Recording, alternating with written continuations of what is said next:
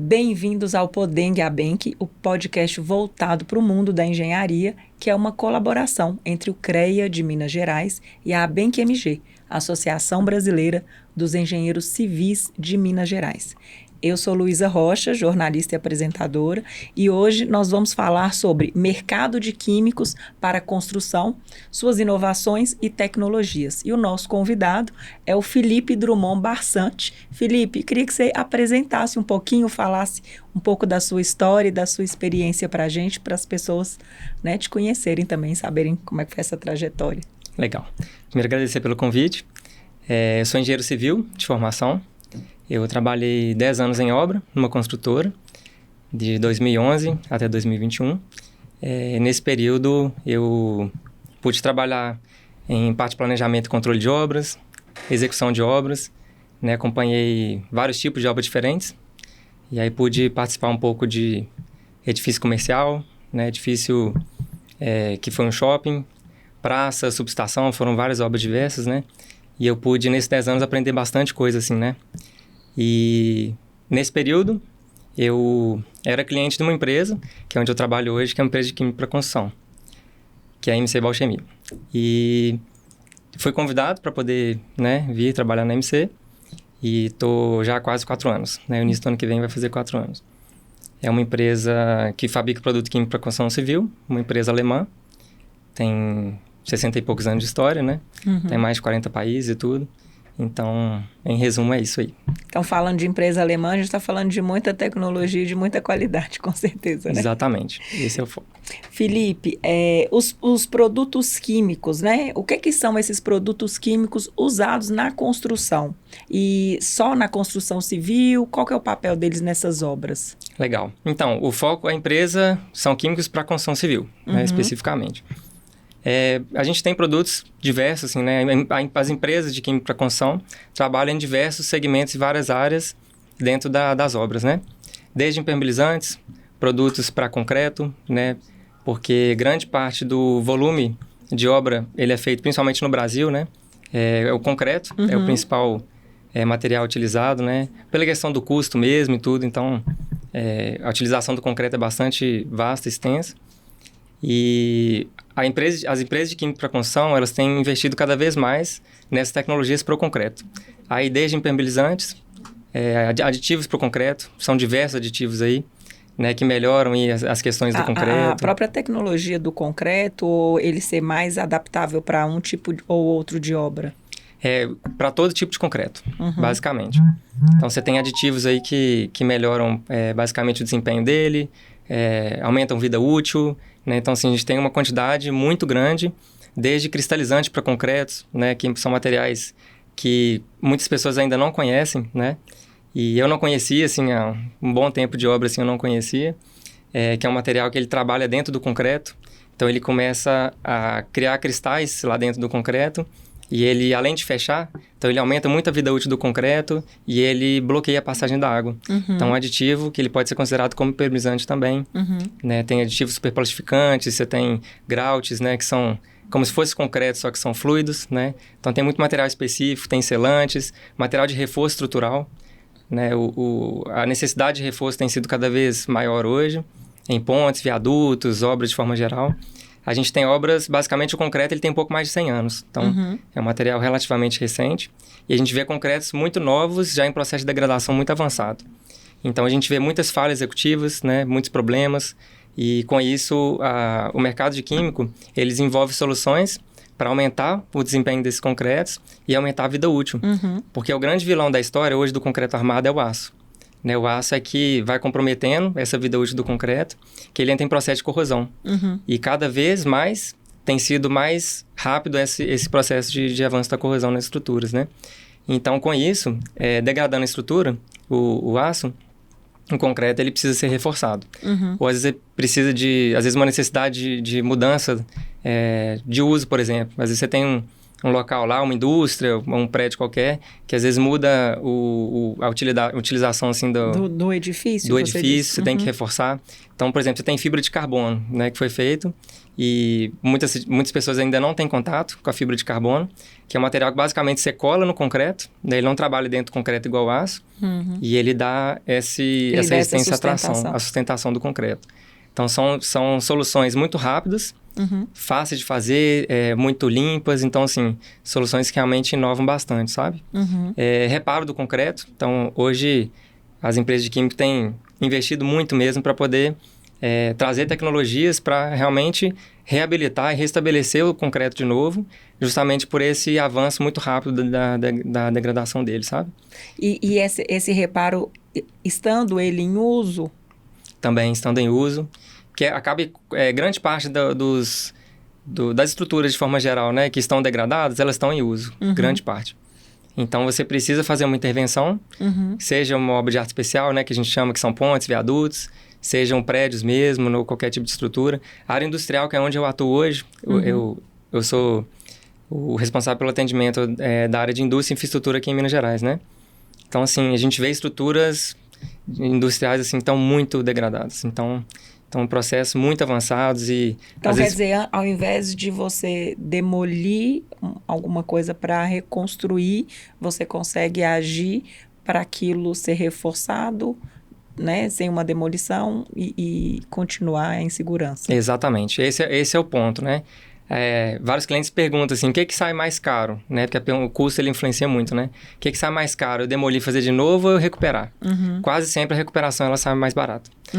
Né? Assim, a demolição e fazer tudo de novo geralmente sai muito mais caro. Então, se tem soluções hoje dentro do conceito do concreto, né? Falar de forma mais simples, o concreto, o pH do concreto é como se fosse o sistema imunológico nosso. Então, se o pH do concreto está muito baixo, esse processo de corrosão ele começa. Então, a gente tem hoje soluções no mercado, por exemplo, que vão restabelecer, vão subir esse pH de novo, só com material que se asperge no concreto. Então, ele vai penetrando para dentro do concreto ali, Entendi. Sobe de novo o pH, você Quase vai um hidratante proteger. facial. Exatamente. Você vai proteger, então, no caso, esse concreto. Materiais ali, a gente chama de argamassa polimérica, que são materiais pastosos, né? Que a gente consegue recuperar, reconstituir esse concreto de novo. Aí tem que limpar, fazer todo o processo de proteção do aço também, né? Então, é uma infinidade muito grande de produtos, né? E aí, de possibilidades, né?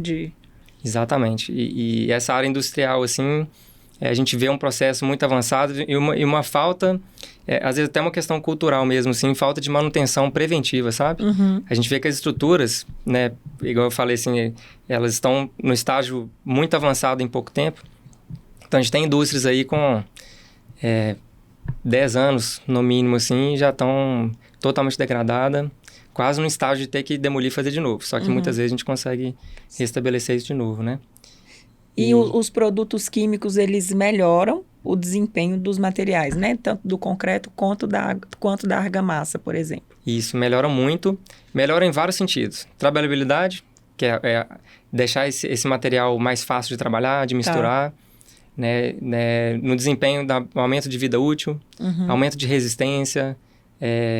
Enfim, aí você mexe em várias características dos materiais, principalmente as argamassas e os concretos, né, que tem uma quantidade de aditivos muito grande, né, para justamente ajudar com que o processo seja feito da melhor forma possível, mais rápido, com mais segurança, mais durável mesmo, e dentro das características hoje, né, porque hoje a gente tem, por exemplo, igual no caso da MC, que é uma empresa alemã, é uma empresa que está atuando em 45 países, assim, em média, né?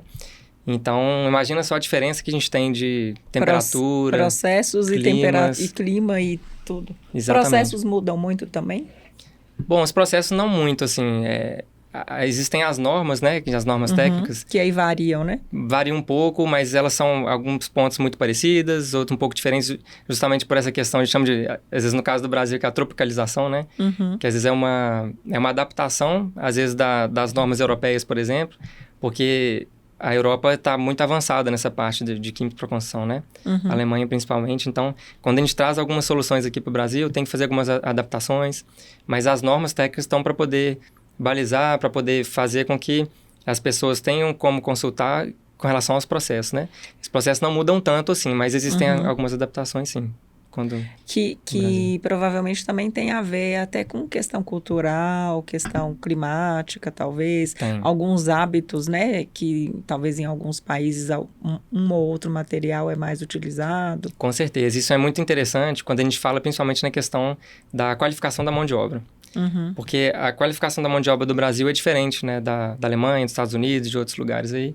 Então, assim, quando a gente tem uma mão de obra, às vezes, com baixa escolaridade, com pouca especialização, por exemplo, algumas coisas que se fazem lá fora, né, seja na Europa, fica um pouco inviável, Fica né? um pouco inviável. Às vezes é um pouco difícil, às vezes você tem que fazer uns ajustes, assim, no processo. Uhum. Às vezes até questão de equipamento. Por exemplo, às vezes tem forma de aplicação, às vezes no próprio recuperação do concreto, alguma coisa assim, de equipamentos que são utilizados lá fora e que no Brasil ainda não são viáveis, né? Ou ainda não chegaram, enfim, às vezes acontece de ter que fazer umas adaptações. Mas o Brasil tem evoluído de uma forma bem rápida, assim, com a questão dos equipamentos também. Então, são alguns desafios aí que a gente encontra também. E o que você enxerga como, assim, os principais desafios na formulação dos produtos químicos para a construção? Eu acho que os principais desafios é com relação a isso que a gente falou sobre as grandes diferenças de temperatura, de clima, de umidade. Por exemplo, só aqui no Brasil, né? O Brasil é um país muito grande. A gente tem diferenças muito grandes, né? Dentro de Minas já tem, que é um estado muito grande. Quando você pega o Centro-Oeste é muito seco, o Nordeste é muito quente, e também aí, reação, seco. Né? Exatamente. O Sul é às vezes mais úmido, mais frio. No Sul a gente tem lugares que tem gelo e degelo, né? Que é coisa que não acontecem aqui, isso é um complicador grande para o concreto. A gente tem que imaginar que o concreto é um material poroso. Então, quando a gente tem umidade lá dentro e acontece o processo de degelo, o que acontece?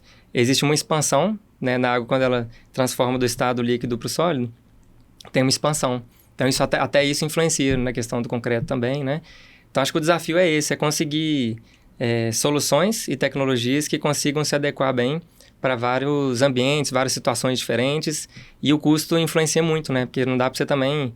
É um desafio você conseguir fazer produtos que estejam dentro de um bom custo-benefício. E o início, geralmente, desse processo, ele acaba... o custo inicial ficando mais caro, às vezes até conseguir viabilizar, botar mesmo para funcionar. Né? Então, tem que fazer muitos testes e muitas validações aí em vários lugares. Então, são os principais desafios. Isso a gente está falando no sentido do custo para a própria empresa. Isso. Para a própria empresa e acaba sendo também para o cliente que é quem vai comprar. Final, né? Mas para a empresa, assim, gasta-se muito dinheiro. Nessa parte de pesquisa para poder adaptar para que isso funcione bem nessas condições diversas. Exatamente. Então, investe-se muito dinheiro para fazer essas formulações, os testes químicos, né? Para você botar um produto para gerar no mercado, ele tem que passar por vários testes, tem que estar dentro dos parâmetros de norma também. Quando a gente fala, por exemplo, dos impermeabilizantes, que são produtos... hoje, cada vez mais, a gente tem gamas maiores aí de produtos aqui no mercado. E eles têm que atender espessura mínima, tem que atender, às vezes, deformações, né? As dilatações deles sem romper. Então, assim, tudo normatizado. Então, você tem que ir fazendo os testes para conseguir se adequar a esses parâmetros de norma também, sabe? E, Felipe, o mercado de químicos para construção tem evoluído muito nos últimos anos? Como que você está enxergando isso? Muito. Tem evoluído, assim, e com muita velocidade, né? Cada vez mais assim a como cada tudo ano. Tudo tá muito rápido, né? A tecnologia tem chegado muito forte. Então, assim, a cada ano a gente tem mais novidades aí de produtos químicos que vão chegando aqui no mercado e que ajudam muito, né? As obras, as pessoas, os processos. Mas realmente tem sido uma evolução muito, muito grande, assim, sabe? E quando a gente fala dos aditivos para o concreto, né, quais que são as inovações mais recentes? Olha, assim, aditivos, a gente tem uma quantidade grande de aditivos aqui no mercado, mas talvez sejam os policarboxilatos de última geração, que são basicamente redutores de água no concreto.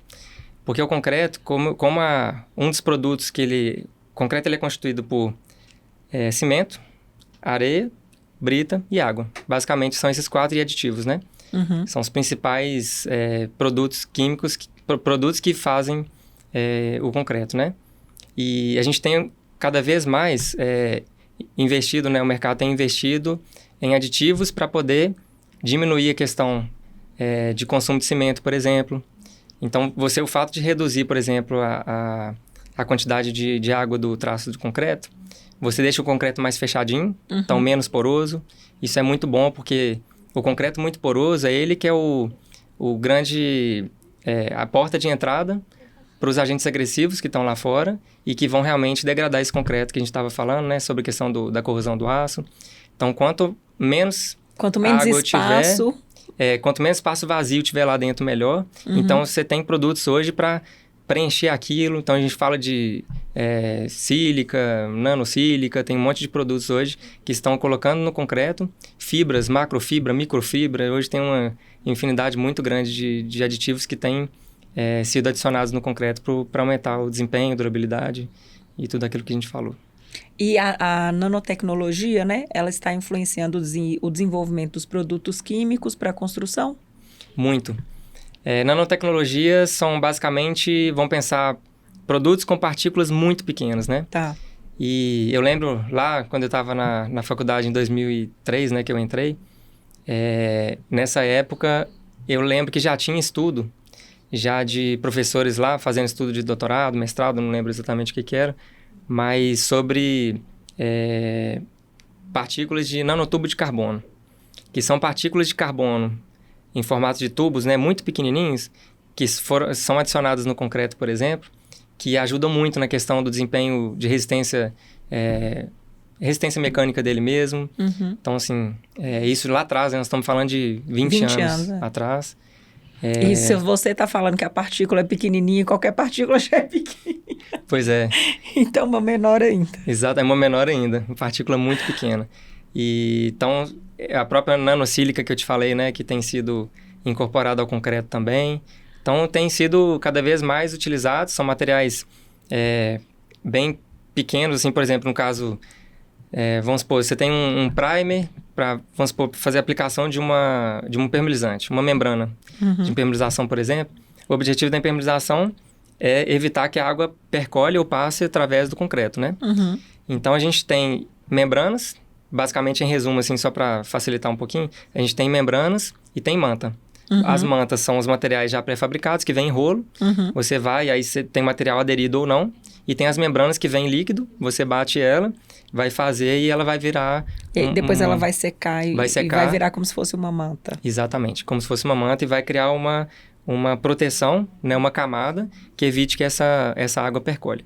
E a gente tem, por exemplo, primer, que hoje são para vários tipos de superfície, né? Primer para superfície muito lisa, primer para superfície muito porosa, muito áspera, que tem muito pó. Então, por exemplo, a gente tem um primer que tem, por exemplo, são nanoacrílicos, né? Que são materiais muito pequenininhos, que eles, quando você passa, por exemplo, em cima de vamos supor, uma laje que a gente chama de pulverulento, né? Que está com muito pó. Quando tem uma laje que está com muito pó, é difícil de algum produto aderir. Por mais que você limpe, às vezes a qualidade do concreto ou da sua argamassa não está muito boa, você tem hoje produtos que você vai incorporar esse pó também no próprio produto e vai conseguir dar uma boa resistência, uma boa aderência dos produtos de impermeabilização. Então, tudo também com nanotecnologia, né? Então, são várias aplicações interessantes assim, que a gente tem hoje. De que forma que os materiais inteligentes, né, eles estão sendo incorporados no mercado da construção?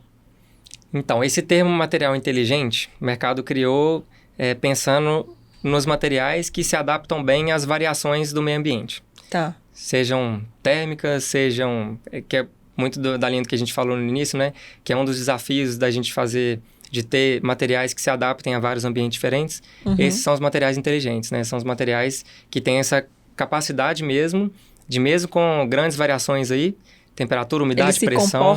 Se comportam bem. Então, isso é o que o mercado hoje busca, porque você tem materiais que são muito restritos, né, na aplicação deles. Às vezes é um material que dá só para um tipo de umidade, material que dá só para um tipo de ambiente. Isso não é bom para o produto, para o mercado em si, né? Porque o ideal é que você tenha quanto mais produtos que consigam se adaptar bem a várias situações, né? Então... E também a gente tá numa situação um pouco imprevisível, né? Climática. Exatamente. Cada vez com as temperaturas aumentando mais, lugares que...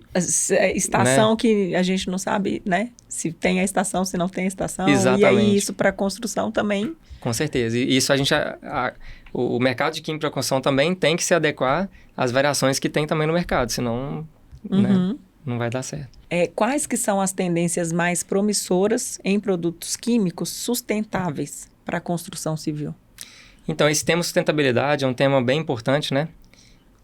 Que a gente tem que pensar hoje tudo no mercado, independente seja de química para construção ou qualquer outro tipo, a sustentabilidade ela é muito importante, né? A gente tem que pensar no meio ambiente, não tem jeito, né? Não dá para você ficar igual antigamente fazendo produtos, aí seja de embalagem, seja de qualquer tipo de produto no mercado, sem pensar mesmo no mundo, né? Que a gente está realmente degradando, muitas fontes, né? Que não são renováveis, que realmente vão comprometer e tudo. Então, esse tema de sustentabilidade ele é bem importante, né? Então, é natural que o mercado ele vá lançando cada vez mais produtos para conseguir realmente tentar atender evitar... essa demanda. Exatamente. A gente vê em certificações ambientais internacionais, que são certificações LEED, né? Que é lá da Europa também. Cada vez mais vão ser mais exigidos essas certificações aí que as empresas tenham. Vai ser criado cada vez mais parâmetros, né? Para poder tentar restringir mesmo a questão das produções de produtos que não estejam nessa linha de sustentabilidade, né? Então, assim, hoje já existem produtos que têm melhorado muito isso, né? Então, a gente tem, por exemplo, concreto aí que já estão usando, que eles chamam de biocimentos, né? E tudo. Concreto que a gente chama de UHPC, é uma sigla, assim, é muito técnica, né? Que é Ultra High Performance Concrete, que é o concreto de alta performance, né? Tá. Esse concreto de alta performance, ele usa, igual eu falei, aquela hora que ele reduz a quantidade de cimento, aumenta a quantidade de aditivos, ele usa várias outras soluções de químicos, né? Para evitar que a gente... porque a questão da sustentabilidade, a gente tem alguns pontos importantes. Primeiro, na quantidade de emissão de gás carbônico, por exemplo, que a gente vai emitir. E aí a gente entra na questão do cimento, né? Isso, do cimento, que é exatamente esse ponto que eu ia chegar. Porque o cimento é uma das fábricas que mais poluem no mundo, né? Houve um dado, né, assim, de que em torno de 8% até 8% da emissão dos gases, né, de CO2 aí na atmosfera das indústrias vem da indústria de cimento. Então, quando a gente reduz a necessidade desse uso através dessas tecnologias, desses aditivos, pelo Exatamente. que eu estou entendendo, né? Você utiliza menos cimento, então a gente consegue diminuir um pouco esse consumo e essa fabricação. Exatamente, esse é o ponto. Então, além da gente reduzir o cimento, que ele é muito... a produção dele realmente degrada muito o ambiente, a gente reduz também a água. A gente tem que pensar na questão da água também, né? Então, tem esses aditivos que eu te falei que são redutores de água e tudo, eles são ótimos porque você vai evitar esse consumo exacerbado de água também e tudo. Então, o concreto é muito foco, assim, de produzir cada vez mais dentro da sustentabilidade, né? E é muito recente esse assunto, né? O pessoal tem pensado nisso só agora, né? Então, assim, tem feito consumo, o cálculo do ciclo de vida, por exemplo, de um produto, que antes nunca se falava nisso. Então, hoje já tem metodologias que são para você calcular desde quando você fabrica um produto até quando ele vai ser descartado. Ou ele vai... Enfim, a vida útil dele, né, Isso vale a pena, né? Vale muito a pena, a gente tem que calcular e ver. Então, assim, hoje o mercado, os clientes de forma geral, assim, né, quem está utilizando os materiais, eles têm aumentado um pouco essa consciência, assim, de buscar novos produtos ou empresas que estejam preocupadas com isso, que tenham certificações LEED. Exatamente. Então, a gente tem hoje, por exemplo, o PUC foi lançado recentemente, que é o pavimento urbano de concreto, que ele está substituindo os pavimentos flexíveis, né? Que a gente vê muito aí, que são os asfaltos, basicamente, né? Então, o PUC, que é o pavimento urbano de concreto, a gente tem uma macro e microfibra, a gente tem uma quantidade de aditivos maior, então, muito nessa linha, né, que eu estava falando, da questão dos consumos. E o foco muito grande também, além da questão do impacto ambiental da produção do produto, é o aumento da durabilidade, né? Quando você tem um produto que dure muito tempo, naturalmente ele pode ser considerado mais sustentável. Sim, porque ele vai porque evitar... ele não... Você não necessita, né, tanto refazer. Você não vai precisar tanto Exatamente. de refazer isso. Isso é um ponto muito importante, que você falou de refazer, que a gente fala de custo de manutenção. Toda estrutura precisa de manutenção, né? Então, dentro da área industrial, que é onde eu atuo muito, a gente vê que até pouco tempo atrás, as indústrias todas, elas não pensavam muito em tempo que elas iam gastar para poder dar uma manutenção numa estrutura. Então, o que acontecia? Muito normal. Você fazia o concreto ou a estrutura que você tinha e não preocupava em proteger. Uhum. Então, você só fazia o concreto. E, recentemente, o mercado de química para construção tem investido muito em tecnologias para proteção dessas estruturas. Que a gente fala de acrílico, de acrilatos, de poliuretano, que são os vernizes, né? A gente tem hidrofugantes. Então, são uma quantidade de produtos muito grande para que você possa passar em cima desse concreto e proteger.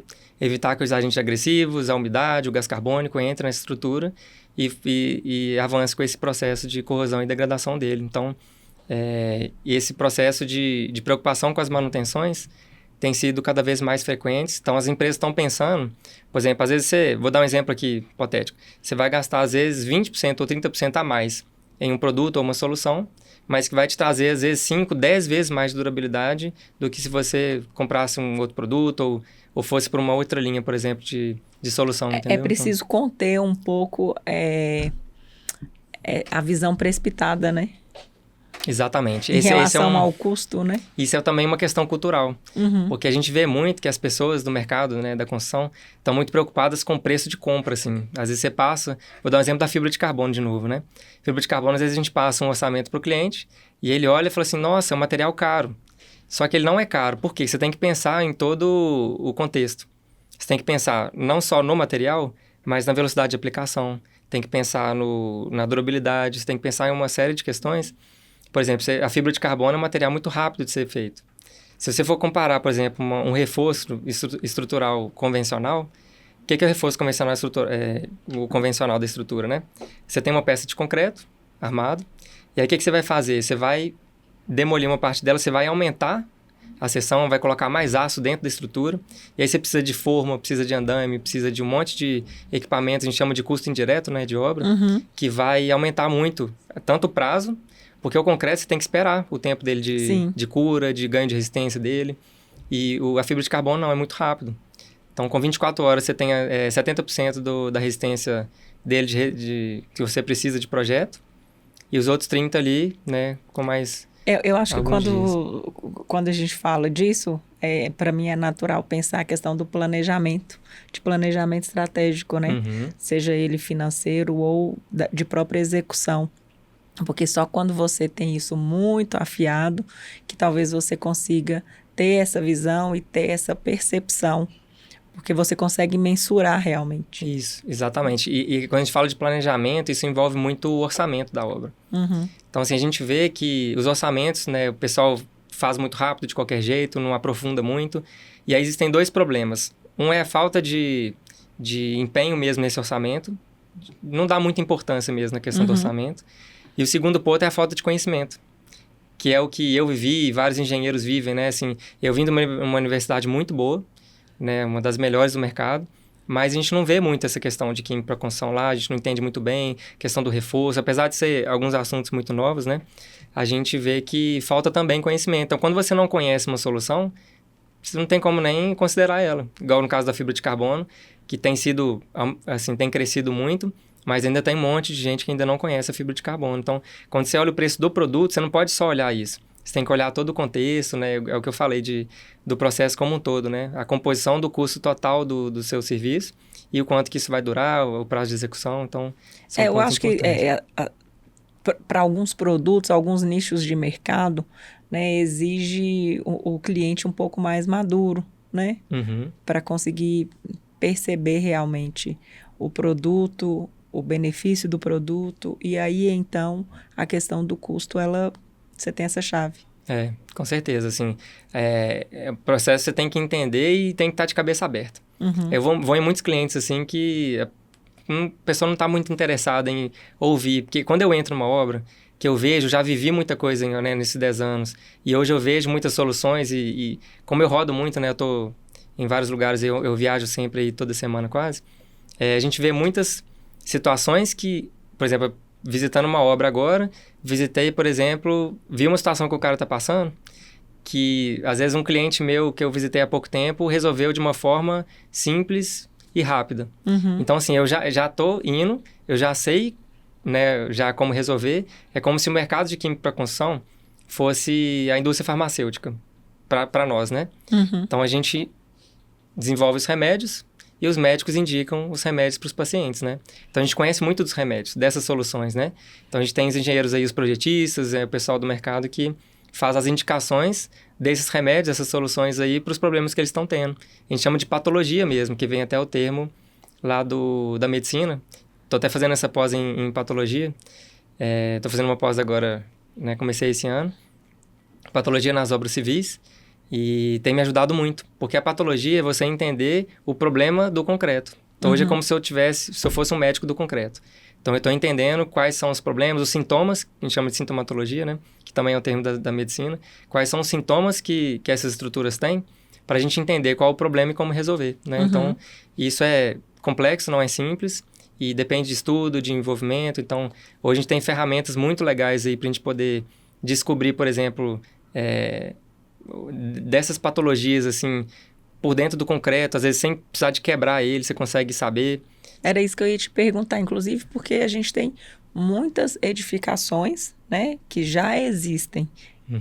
Se a gente pensa em Belo Horizonte, se a gente pensa em Minas Gerais, Brasil, mundo, muitas edificações que já existem. Então, essas soluções sendo aplicadas nas edificações já existentes, sejam elas edifícios ou pontes, enfim.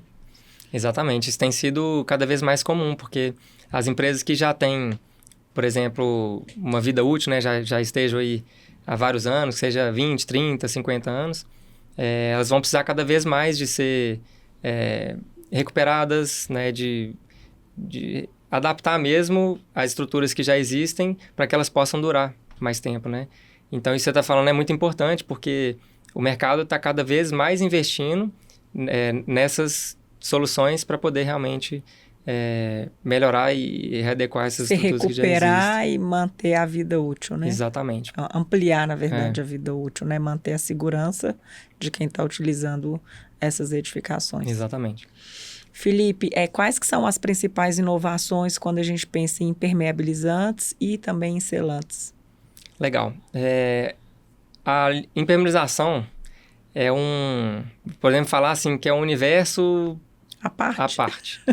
É uma área que as empresas têm hoje cada vez mais entendido que vale a pena você ter boas soluções investidas em obra, porque até pouco tempo atrás, eu ainda vejo alguns clientes ainda que nem preocupam com o impermeabilizante. A gente vê estruturas de concreto, por exemplo, reservatórios, que sem impermeabilização nenhuma. O cara só faz o concreto, bota água lá dentro... Vambora. E vambora. E o que acontece com isso? Problemas de vazamento, muito, de baixa durabilidade das estruturas, que, igual eu falei, assim, um dos grandes vilões da história é a umidade e o gás carbônico. Se eles entrarem dentro dessa estrutura de concreto, esse aço vai ser degradado de forma muito rápida, né? Que a gente chama de processo de carbonatação. Então, o mercado está, assim, muito acelerado para desenvolver novas tecnologias de impermeabilização. Então, a gente tem uma gama muito grande de soluções dentro dessas duas linhas principais, né? Eu resumi, que vem as membranas, as mantas, os aditivos redutores de permeabilidade, que são esses cristalizantes que eu falei no início, né? Que é um material bem interessante, com custo baixo, porque você vai incorporar ele dentro do concreto. Tá. Então, imagina você fazer um concreto... Que ele, por si só, já impermeabilizou. Exatamente. Ele em si só já é impermeável. Lógico que tem que, às vezes, tratar uns probleminhas, que todo concreto tem suas falhas e seus problemas, né? Fissura, a gente chama de junta fria, né? Quando você para um concreto e avança com ele ali depois, existe uma linha ali que às vezes não conecta muito bem, né? A gente chama de junta fria. Então, a gente tem soluções hoje, por exemplo, que você pode colar, chama perfil hidroexpansivo, né? Você cola um perfilzinho dentro do concreto, aí na parede do seu concreto, por exemplo, você cola ele no eixo da parede e ele vai ficar ali dentro, ninguém nem sabe o que está lá dentro. Mas quando a água percolar e ela passar por ali, esse perfil ele expande lá dentro do concreto, então ele vai bloquear. Então, assim, é uma quantidade muito grande. Aí a gente tem hoje acrílicos, né? Então, dentro da linha de mantas, né? De membrana, desculpa. O pessoal chama muito de manta líquida no mercado. Esse termo de manta líquida o pessoal tem usado muito, mas na verdade são membranas acrílicas, né? Que você faz igual eu falei, já vem o produto líquido, você vai moldar em loco e vai deixar ele pronto, né? E uma das... Passa como um verniz como se Você fosse um passa verniz. como se fosse um verniz e ele seca. Exatamente. Alguns deles você passa com rolo, outros você pode passar com pincel ou brocha, outros você pode passar equipamento Chamberlain, né, que é um equipamento que é de pulverização, você pode projetar como se fosse uma textura aplicada, né? De parede, né? Exatamente. E para mim, assim, uma solução que eu não conhecia antes de ter vindo para esse mercado de química para construção são as mantas de PVC. São soluções muito legais, porque a manta de PVC é um material que ele é não aderido. O PVC é um material muito durável, né? A gente fala ele deve ter aí mais ou menos, né, 25 anos a 30 aí, que ele foi criado. Chegou no Brasil há menos tempo, mas muita gente ainda não conhece, eu não conhecia. Então, uma solução eu considero como inovadora aqui para o Brasil, justamente porque muita gente não conhece ainda. E é uma solução muito rápida de ser feita. Você não precisa, porque quando você trabalha com materiais aderidos, que são essas membranas, né? Você tem que ter um tratamento muito bom do seu concreto. Então, tem que tratar as fissuras, os problemas dela. Se você não trata, o produto pode ter problema naquele ponto, né? Então, quando você vem com essa manta de PVC, por exemplo, você não precisa de fazer exatamente esse tratamento. Você não precisa ser tão cuidadoso nesse tratamento. Exatamente. Você tem que pensar só na durabilidade do seu concreto. Agora, para aderir, você não precisa. Então, são sistemas bem diferenciados. Ela vem assim. antes ou não? Ela vem substituindo? Substituindo. Ela vem substituindo as mantas asfálticas, essas membranas aí. É uma das possibilidades, na verdade, né? Então, a gente tem, por exemplo, 3 tipos principais de manta aí no mercado, que basicamente é manta para cobertura. Vamos supor, uma laje de cobertura de um prédio, de uma casa de alto padrão, enfim, de uma casa... uma estrutura que você tem que seja a parte mais superior, assim, de uma estrutura, né? Que tenha contato com o sol. Então, são materiais resistentes ao UV. Então, são bem legais. Tem materiais específicos para reservatório, PVC específico para ficar dentro de reservatório. Então, tem laudo de potabilidade e tudo. E você tem também mantas para você poder usar em piso. Que aí, o que em piso geralmente o pessoal faz? Eles fazem a permeabilização e faz uma argamassa por cima, que a gente chama de camada de proteção mecânica, né? Então, são os constituintes, assim, dessa manta de PVC, ele muda um pouquinho, dependendo dessas variações que a gente tem. Manta para túnel, então é muito usado hoje em túnel, porque túnel é um problema sério, assim, de vazamento, é algo muito complexo e não é tão simples de fazer. Então, são soluções bem interessantes. Então, hoje no mercado, tem vindo soluções muito fáceis, rápidas. Eu acho que o mercado tem investido muito em velocidade de reação dos produtos para eles poderem secar mais rápido e você dar as próximas demãos com um tempo mais curto. Conseguir agilizar o processo da construção, porque né? as obras, elas são muito aceleradas, né? A gente vê assim, a obra já começa e logo, depois de um pouco tempo, ela já está atrasada. Então, assim, os clientes vêm com essa demanda de precisa tudo para ontem, ou então... Como que eu faço para acelerar o meu processo? Exatamente. O cronograma é muito enxuto, muito apertado. Então, você ter produtos, por exemplo, que sequem em 1 hora, 2 horas, antigamente tinha que ficar esperando 6, 8 horas, isso ajuda muito, porque você faz, por exemplo, vou dar exemplo de uma edificação. Às vezes você tem, sei lá, 60, 100 banheiros num prédio e você precisa fazer rápido, né, para liberar. Imagina você faz isso aí, né, demora vários dias. Então, se fizer vários banheiros, por exemplo, em um dia só, isso... É uma redução de diversos custos. Exatamente. Então, às vezes, é o que eu falei, às vezes você investe um pouquinho mais num produto comparado com um sistema, às vezes, lançado, às vezes, mais antigo e tudo, né? E você investe numa solução mais nova e que você vai, às vezes, pagar um pouquinho mais, nem tanto, às vezes, e você tem um aumento muito grande. Então, no final das contas, sai mais barato. Da própria produtividade, né? Da produtividade. E como que os químicos para a construção estão contribuindo para essas construções mais sustentáveis? Acho que passa um pouco por essas novas soluções, muito pelo que você falou do concreto, né? A redução de emissão de gases, a redução da água. Exatamente. Passa muito pelo que a gente realmente já falou, né? Que eu acho que se a gente for ver assim, a quantidade de produto químico dentro dessas linhas que eu falei, né? Dentro de uma obra, isso representa muito dentro da obra. Então, quanto mais produtos sustentáveis você tem de química para construção, mais você vai conseguir melhorar, né, essa questão de desempenho com relação à questão da sustentabilidade, né?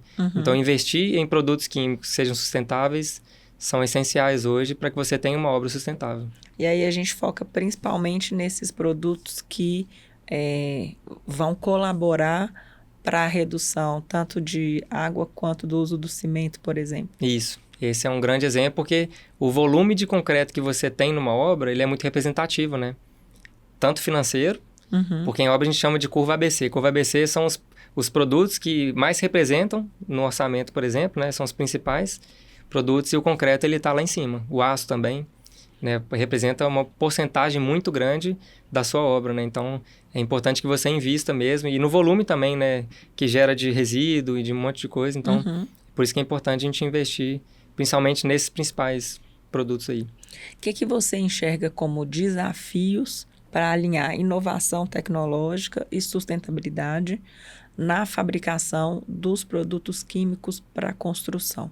Legal, essa é uma pergunta interessante porque é um dos grandes gargalos, vamos falar assim, né? Um dos desafios aí para que a gente possa conciliar, chegar nesse equilíbrio, desempenho, sustentabilidade, né? E a fabricação dos produtos é custo, né? Porque, então assim, é você descobrir novas matérias-primas, né? Então, por exemplo, às vezes, igual a gente falou sobre a questão de regionalização, né? Aqui no Brasil, aqui em Minas, a gente tem às vezes um tipo de matéria-prima. Então, é você conseguir adequar essa disponibilidade de produtos, né? De matérias-primas para você fazer os produtos, formular os produtos e alinhado à questão do custo. Tem que estar equilibrado, né? Que a gente chama de custo-benefício, né? Então, assim, que passa na linha do que a gente estava falando sobre você conseguir produzir um produto que tem um custo acessível que o mercado vai aceitar, né? E só que isso, o início, ele às vezes o custo, porque tudo é oferta e demanda, né? Às vezes você lança um produto caro, isso já aconteceu. Vou falar até do próprio cristalizante para concreto. E isso há 20 anos atrás, quando ele chegou aqui no Brasil, né? O custo era muito maior.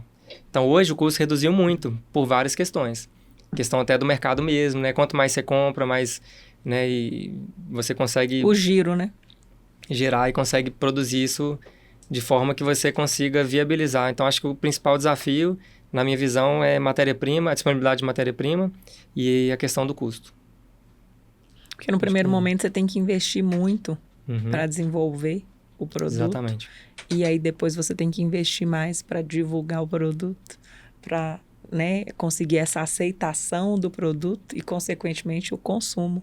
Exatamente. Até que esse consumo se amplia, né? A gente vê, por exemplo, produtos que às vezes já são muito bem difundidos lá na Europa, na Alemanha, e aqui no Brasil não deu certo, porque o custo não foi aceitado, não foi bem aceito pelo mercado. Às vezes nem esperou chegar naquele tempo, aquela curva ali de o produto realmente pegar no mercado. Isso eu já vi. E aí já teve uma desistência, né? Exatamente. Tem produtos, às vezes, que a empresa traz, às vezes, para o Brasil, não emplaca, porque não deu tempo, às vezes o mercado não conseguiu, e às vezes ele vai ficar só na Europa, só na Alemanha, a gente não consegue... E eu acho que o Brasil tem um pouco isso, assim, ao mesmo tempo que você tem, porque o país é muito grande, você tem muita oportunidade de venda, você tem um mercado muito grande. Tem. Que pode comprar. No entanto, também eu acho que você tem muita competitividade em relação a tudo. E aí, se você chega com algo dentro desse mercado, exige que você tenha como investir para, assim, aparecer, para conquistar esse público. Exatamente. Com certeza isso é uma questão. Felipe, como que os engenheiros eles podem selecionar os melhores produtos químicos para que esse projeto seja mais sustentável? Legal, esse é um ponto interessante, porque a gente vê que muitas das vezes, né, independente do tipo de obra que seja, o tipo de empresa, os engenheiros, eles têm, muitas vezes, um poder de decisão muito grande, assim, dentro da compra e decisão de uma solução dentro de uma obra, né? Então, assim, o que acontece? Às vezes, se você deixar, por exemplo, porque o processo de compra dentro de uma obra, independente da empresa, ele acontece em etapas, né? Então, o que acontece? Muitas vezes, quando esse processo ele é feito, às vezes, pelo setor de suprimentos, estou dando exemplo, eles vão olhar muito o custo. E o engenheiro da obra, ele tem uma importância muito grande nesse processo de avaliar tecnicamente essas questões. São as compras técnicas, né? Então, produtos desse tipo, não dá para comprar só por preço, né? Não tem jeito de decidir só por preço. Então, aí que está o ponto importante. O engenheiro, ele tem uma responsabilidade grande de decidir sobre qual produto e a solução que ele vai usar dentro da obra. Vou dar um exemplo aqui de impermeabilizante, né? De aditivos, de concreto, qualquer uma dessas linhas que a gente está falando, isso se aplica a todos eles, né? De entender um pouco mais profundo sobre esses produtos, as soluções, a constituição química desses produtos. Porque se você não sabe do que eles são feitos, você não vai ter nem ideia se isso gera impacto ou não, sabe? Então, assim, eles entenderem um pouquinho sobre essa questão da constituição desses produtos. E muitas empresas, né, principalmente essas multinacionais de químicos para construção, já têm essas análises já feitas dos impactos dos produtos, né? Então, vou dar um exemplo aqui de VOC, por exemplo, né, que é a quantidade de gás carbônico, de oxigênio que o produto ele pode gerar no meio ambiente, né? A gente já tem, por exemplo, informações dentro de ficha técnica dos produtos, da quantidade de VOC que ele está gerando. Então, são alguns índices, né, que a gente tem já de fácil consulta e que é importante que os engenheiros estejam atentos a isso. Então, quando eles tomarem a decisão da solução, não olhar só a questão do custo, é olhar também todas essas questões aí dos impactos ambientais, o que está gerando aí, né, Uma dúvida que me surgiu é que quando a gente fala de inovação, né, e você trabalha numa área que é de trazer muita inovação, e a gente também está falando de uma falta de informação, que os engenheiros, assim como você, eles não têm acesso a essa informação durante o processo de formação. E muitas vezes, acredito que dificilmente, no processo de trabalho, no dia a dia também. Então, acredito que o papel das empresas que trabalham com esses materiais, até mesmo de fazer um trabalho de educação mesmo desse mercado, né? Exatamente. Nós falamos um negócio tão importante que a gente busca muito isso, né? Eu estou sempre nas empresas, faculdades, nas empresas, em vários lugares para justamente levar conhecimento. Então, a gente junta, às vezes pega uma construtora, você pega uma indústria, você pega um aplicador, né? Que trabalha, às vezes, com uma implementação. Enfim, são dentro de todas essas áreas que a gente falou que são várias, né? Justamente levar o conhecimento. Já que falta o conhecimento lá no mercado, nós que conhecemos do remédio... de formar, né? Exatamente. A gente vai... Então, assim, a gente vai dar palestra, treinamentos, assim, isso é muito comum. Faz muita parte da rotina do meu trabalho, por exemplo, levar essas informações para os clientes, já que o mercado ele realmente está carente. Os profissionais estão carentes dessas informações, assim. Então, esse é um ponto que realmente vai melhorando aos poucos, né? A qualidade das construções, toda essa questão que a gente fala de sustentabilidade, de tecnologias. Então, assim, se a gente não levar, eles realmente provavelmente não vão ficar sabendo. E o uso de aditivos sustentáveis, ele aumenta o custo das construções? Acho que é um pouco o que você falou, né? Às vezes você está pagando um pouco mais caro num produto, mas existe uma outra coisa para a gente avaliar ali de custo que gera uma economia porque tem a ver com a qualidade, porque tem a ver com a aceleração do processo. Exatamente. Isso com certeza aumenta, assim... Você vai buscando materiais novos, né? Às vezes até agregados recicláveis, né? Que é um assunto super atual. Que você, para fazer um concreto, né? Igual eu falei que existem brita, areia, são os agregados do concreto, né? Você pega agregados que são recicláveis e traz para o concreto, por exemplo. Isso tudo vai aumentando o custo, né? Então, assim, de fato acontece, mas a gente precisa disso, né?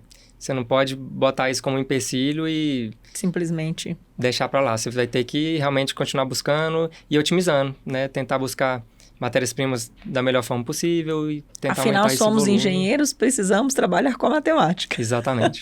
É isso aí. E quando a gente fala de oportunidades, as principais oportunidades de crescimento para o mercado de químicos na construção que você enxerga, assim? Legal. Eu acho que eu tenho visto, assim, né? Vamos separar por segmentos, assim, né? Dentro da área de edificações, eu vejo uma crescente muito grande nas obras populares, grandes volumes, né? Então, a gente tem visto no mercado hoje construções que você envolve quase que uma produção em série, assim, né? Às vezes, casas com parede de concreto. Então, eles têm mudado muito as tecnologias, né? A gente chama de forma executiva, né? Do concreto, das estruturas. Mudando às vezes para concreto, que a gente não fazia antigamente. Mas antes a gente tinha uma parede de tijolo, hoje você tem casas com paredes de concreto. Então, eu vejo um investimento muito grande dentro dessa área. Vejo investimento grande na parte de indústria. que é o que move muito a economia, né? E uma necessidade cada vez maior. Então, assim, a gente tem tido o surgimento de novas indústrias. E essas indústrias que a gente falou que estão já muito antigas, né? Precisam ser feito o processo de tratamento, né? De revitalização dela. Então, eu vejo o investimento da empresa de química para construção muito forte nessa área industrial.